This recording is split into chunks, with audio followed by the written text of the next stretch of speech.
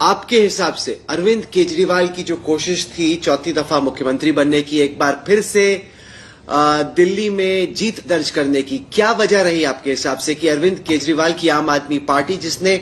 इतने साल तक दिल्ली में बीजेपी को पछाड़ के रखा था, इस दफा वो क्यों धराशायी हो गई? मुझे ऐसा लगता है कि एक तो 10 साल का एंटी इनकम्बेंसी रहा, दूसरी बात केजरीवाल जी का खुद से मुख्यमंत्री न होना। मेरी समझ से वो एक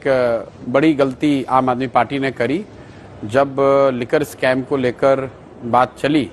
उस समय जब केजरीवाल जी को अरेस्ट किया गया, तो मुझे लगता है कि उस समय केजरीवाल जी को इस्तीफा दे देना चाहिए था। और अगर उन्होंने उस समय इस्तीफा नहीं दिया तो फिर जेल से बाहर निकलने के बाद इस्तीफा देकर किसी दूसरे को मुख्यमंत्री बनाना शायद स्ट्रैटेजिकली ठीक नहीं था। और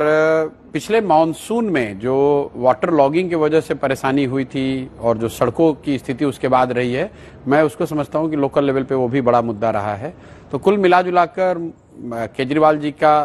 जो पिछले 1-1.5 साल में पॉलिटिकल जो स्टांस उनके रहे हैं, इंडिया गठबंधन में जाना और फिर उससे एक तरह से निकल जाना, दूसरा जब आप पर लीगल केस हुए तो आपने इस्तीफा नहीं दिया, जेल गए तब भी इस्तीफा नहीं दिया, फिर वापस आकर इस्तीफा दे दिया तो मुख्यमंत्री भी नहीं रहे, तीसरी जो गवर्नेंस को लेकर जो ढिलाई, जो एक तरह से उनकी कोर कंस्टिट्यूएंसी गरीबों की थी, झुग्गी झोपड़ियों की थी, उनको पिछले मॉनसून में जो तकलीफ हुई वाटर लॉगिंग की वजह से और खराब सड़कों की वजह से, उससे कहीं ना कहीं गवर्नेंस मॉडल को भी धक्का लगा। कुल मिलाजुलाकर इन 3-4 बातों का प्रभाव रहा होगा, जिसकी वजह से उनके मुझे लगता है कि 8-9% वोट शेयर कम हुआ है।